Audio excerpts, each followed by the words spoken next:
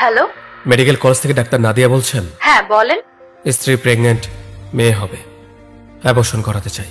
এই কেমন কথা বলতেছেন আপনি? কি বলছি? আচ্ছা, ছেলে লাগবে হয়তো আপনার। ছেলে না, মেয়ে লাগবে। তাহলে বাচ্চা অ্যাবর্শন করতে চাচ্ছেন কেন? কারণ মেয়ে হলে রেপ হয়ে যাবে তাই। আমি চাই না আমার মেয়ে রেপ হোক। I am so sorry doctor, আমি জানি আপনার কাছে অনেক কল আসে। কেউ বলে যৌতুক দিতে পারবো না, কেউ বলে পড়াশোনার খরচ চালাতে পারবো না। এখনো কল আসবে ঠিকই, কিন্তু কারণ হবে আমি আমার বাচ্চাকে জন্ম দিব না, কারণ ও রেপ হয়ে যাবে। ঢাকাতে 1 বছরের বাচ্চা রেপ হয়েছে। 1 বছরের বাচ্চা হয় কতটুকু, কি বা বোঝে? এই ছোট বাচ্চা রেপ হয়েছে। আই এম সরি আপনার সময় নষ্ট করার জন্য, তবে সবাইকে জানাতে চাই এখন থেকে এটাই হতে থাকবে, আর না হয় এই নিয়মটাকে পাল্টে দেওয়া হোক। আমার বুঝে আসে না মানুষ এসব স্লোগানে খুশি কিভাবে হয়। মেয়েদের বাঁচান, মেয়েদের পড়ান। কেন কেন আমরা আগে থেকে এটা মাথায় ঢুকিয়ে দেই মেয়েরা দুর্বল, মেয়েরা লেখাপড়া জানে না, এদেরকে বাঁচাতে হবে। এমন স্লোগান কেন তৈরি করা হয় না? ছেলেকে বোঝাও, আর না বুঝতে থাপ্পড় লাগাও।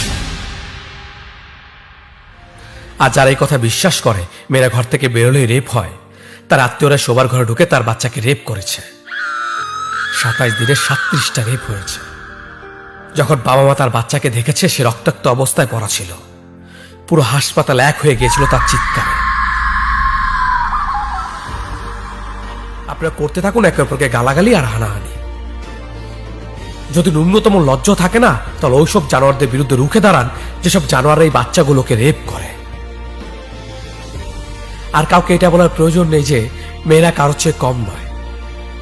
যখন আপনি কাউকে এটা বলেন যে মেয়েরা কারোর চেয়ে কম নয়, তার মানে এটা যে কোথাও না কোথাও আগে থেকে আমাদের মাথায় ঢুকিয়ে রাখা হয়েছে যে মেয়েরা আসলে কিছু করতে পারবে না।